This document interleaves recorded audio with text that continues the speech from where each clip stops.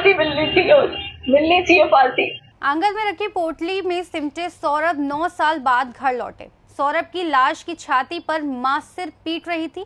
कोस रही है कि उस वक्त को जब मेरठ के सौरभ को मुस्कान से इश्क हुआ था, बेटे के लिए सब कुछ बर्दाश्त किया। उस बहू को भी जो हमेशा लड़ती झगड़ती थी, उसी बहू ने सौरभ को मांस के कुछ टुकड़ों में तब्दील कर दिया। अपनी गर्लफ्रेंड और फिर पत्नी बनी मुस्कान को सौरभ बेतहाशा मोहब्बत करता था। बेवफा मुस्कान ने अपने नशेड़ी प्रेमी साहिल शुक्ला के साथ मिलकर सौरभ को मार डाला। मुस्कान की मां अपनी बेटी के लिए फांसी की सजा चाहती है, लेकिन अपने बेटे की लाश के टुकड़ों को कलेजे से लगाने को बेताब बिलख रही है। इस मां को फांसी से भी क्या हासिल होगा?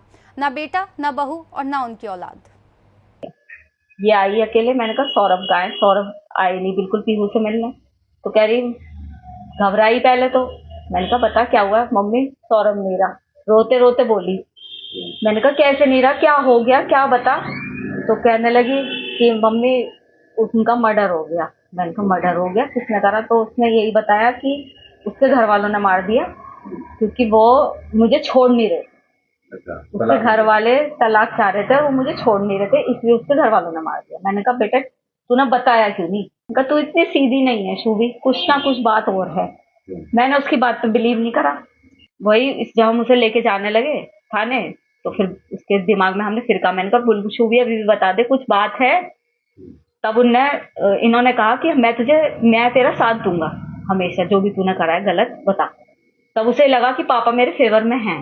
तब उन्हें सच्चाई बोली कि पापा मैंने और मेरे साथ एक लड़का था साहिल, उसने करे। क्या कह सकते हैं हम? यही कहेंगे कि उस लड़के के लिए जस्टिस मिलना चाहिए। हमारा भी बेटा है, उन दूसरे के घर का बच्चा गया है।